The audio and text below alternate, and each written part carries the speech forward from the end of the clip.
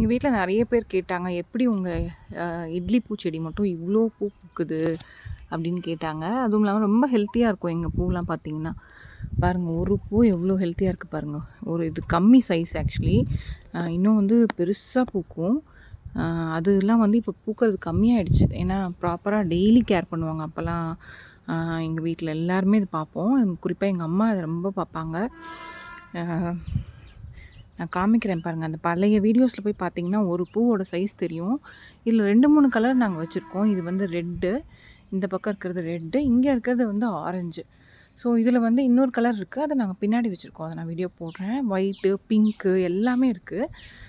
இந்த மாதிரி ஹெல்த்தி இட்லி பூ வளர்கிறதுக்கு என்ன பண்ணுவாங்க அப்படின்னா, நிறைய உரம் போடுவோம். டெய்லி உரம் போடுவோம். ஏதாவது வந்து மண்புழு உரம், பிளான்ஸோட எக்ஸ்ட்ராக்ட்ஸ் இந்த மாதிரி.